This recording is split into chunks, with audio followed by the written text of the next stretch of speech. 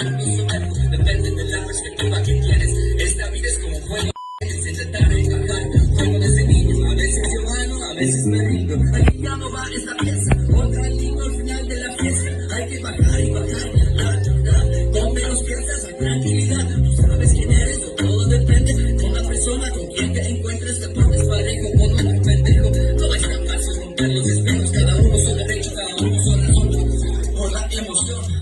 Realmente amamos con el corazón, mientras ambos se el dolor. Todos actuando desde otro nivel de su poder de